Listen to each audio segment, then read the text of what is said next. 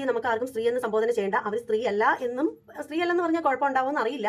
അപ്പൊ എന്തായാലും കലാമണ്ഡലം സത്യഭാമ അമ്മച്ചിയാണേൽ വിമർശിച്ചിട്ടുണ്ടായിരുന്നു. അതായത് നമ്മുടെ കലാഭവൻ മണിച്ചേട്ടന്റെ ഇളയ സഹോദരനായിട്ടുള്ള RLV രാമകൃഷ്ണൻ നല്ലൊരു നർത്തകനാണ് അദ്ദേഹം.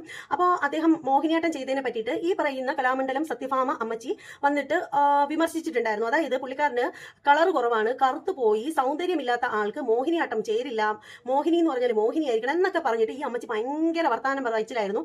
നമ്മുടെ RLV രാമകൃഷ്ണനാണെങ്കിൽ വളരെ മനോഹരമായിട്ട് നൃത്തം ചെയ്യുന്ന ഒരാളാണ്. നമ്മൾ ഒരുപാട് പ്രോഗ്രാമുകൾ അദ്ദേഹത്തിൻ്റെത് സോഷ്യൽ മീഡിയ വഴി ആണെങ്കിൽ പോലും നമ്മൾ കണ്ടിട്ടുണ്ട്.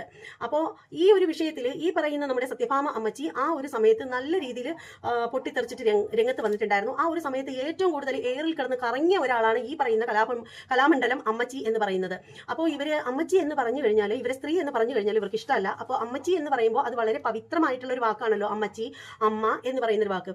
അതായത് നമ്മുടെ ഈ ലോകത്തിലെ തന്നെ ഏറ്റവും മനോഹരമായിട്ടുള്ള വാക്ക് ഏതാണ് എന്ന് ചോദിച്ചാൽ ഞാൻ പറയും അമ്മ അല്ലെങ്കിൽ അമ്മച്ചി. അപ്പോൾ ആ ഒരു വാക്ക്, അത്രയും മനോഹരമായിട്ടുള്ള ഒരു വാക്കാണ് ഞാൻ ഈ പറയുന്ന കലാമണ്ഡലം സത്യഭാമ എന്ന് പറയുന്ന സ്ത്രീക്ക് വേണ്ടിയിട്ട് ഉപയോഗിക്കുന്നത്. അമ്മച്ചി എന്നുള്ള വളരെ പവിത്രമായ പരിശുദ്ധമായ ഒരു വാക്ക്.